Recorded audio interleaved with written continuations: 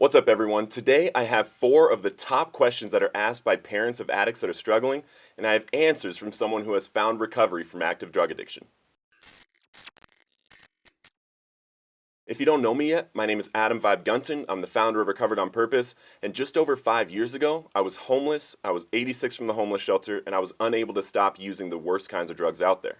Since finding recovery on November 6th of 2017, I've gone on to write and publish my book, From Chains to Saved, One Man's Journey Through the Spiritual Realm of Addiction, and founded Recovered on Purpose with the mission of raising up an army of addicts in recovery to share our stories powerfully to help addicts out there struggling and share our experiences in the school system to deter the future generations from going down the path of addiction.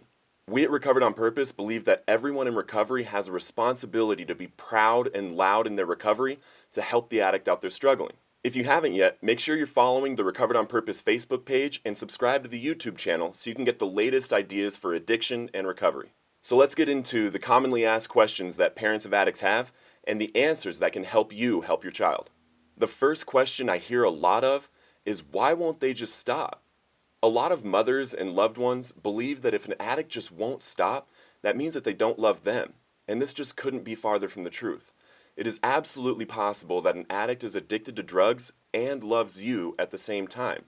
What's really happened is an addict has gotten trapped in their addiction to drugs and alcohol, and there's really nothing on the planet that will make them stop. Doesn't matter if a job is threatening to fire them, doesn't matter if a family's going to leave them, or even, their kids. I've seen it all unfold.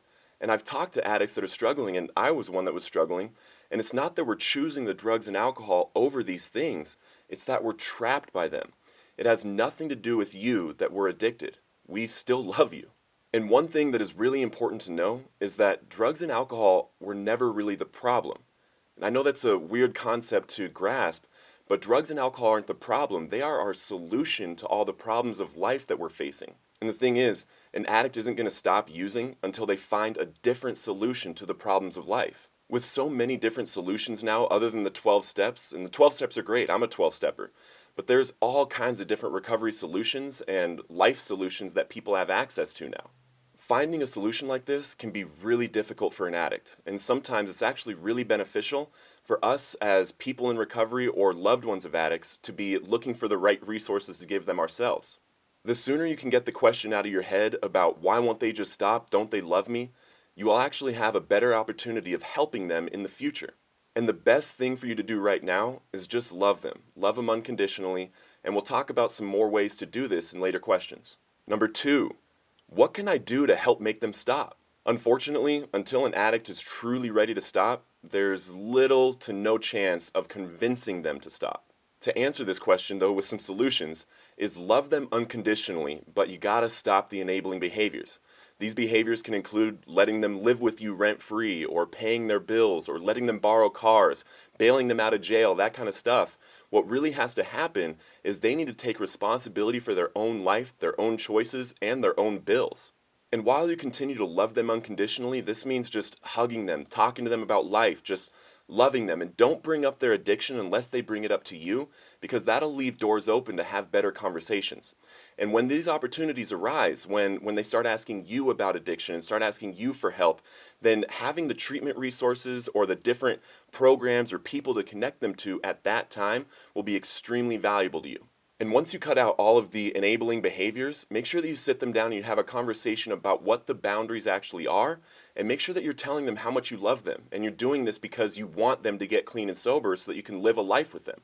And during that conversation, you can use terms like, I'm just not going to enable this life for you anymore, but when you're ready, when you really want to stop using drugs and alcohol, I'm here for you to help you find recovery. And then when that conversation happens, you definitely want to have a list of different resources that you found, different treatment centers or 12-step fellowships, things that you have ready for when you have that conversation to hand over to them. If you want help making a list like this, or you want to contact me, go to recoveredonpurpose.com and go to the contact page, and you can just send me a message there. Question number 3, is there really hope that a drug addict can change? Short answer, 100% yes. I was addicted, I was homeless, I was 86 from a homeless shelter, so I was super homeless, and I was even found unresponsive by the police from a drug overdose in 2015. But after I found that there was not really any other help coming, no other enabling coming, I was able to find recovery through a relationship with Christ, a 12-step program, and rigorous honesty in my life. Today, there are a whole lot of different journeys and pathways to finding recovery for addicts out there suffering, and when the time is right, Providence will provide for your son or daughter. And providence looks like a whole bunch of different things. Providence can come in a person that comes to them and tells them about a program. It can even come when they're just ready to quit and they come to you. So at that time, make sure that you have resources for them to hand off to them. And wouldn't it be a beautiful thing when they come to you with that act of providence and you have a list of different detoxes, treatments, and resources, 12-step fellowship meetings, and all these different things in your area so that they're just ready to go. And you can just give them an answer right there and go with them. Again, if you want some tips or tricks for making this list, make sure you're reaching out to me on my Facebook page, Recovered on Purpose, or at recoveredonpurpose.com. Go to the contact page. The fourth question I hear a lot from parents that have addicts struggling is, what did I do wrong? One thing about this question I want to get out of the way right away is it's very common for an addict to blame you, blame the parent for some kind of way they were brought up or some kind of trauma in childhood or the environment or anything like that. And this is actually a victim mindset that addicts will use to pass responsibility, pass blame off, and it's also a form of manipulation. So don't allow that in your life, in your relationship with your kid. First off, no matter what mistakes you may or may not have made in their childhood, they are 100% their own person. And they have to realize that as much as you have to realize that. Their life choices right now are not your responsibility. Their addiction is not your fault. There's nothing you had to do differently in order for it not to happen. Sometimes things just happen. And the quicker that you can actually pass the blame off of yourself and allow them to take responsibility, the sooner they're going to come to a place where they are ready and willing to quit using drugs. And until an addict is truly willing and ready to admit responsibility for their own actions, they will not find recovery. And the best first step for this is for you to stop blaming yourself, stop taking responsibility for their actions so that you guys can move forward in life together and you can be a part of their recovery. And if they ever try to blame you in a conversation that you're having with them for their addiction, trying to manipulate you and make you feel bad, make sure that you are ready and willing to say to them, I do not accept responsibility for your actions now. They haven't found any specific gene or any kind of specific environment that guarantees someone's going to go through addiction.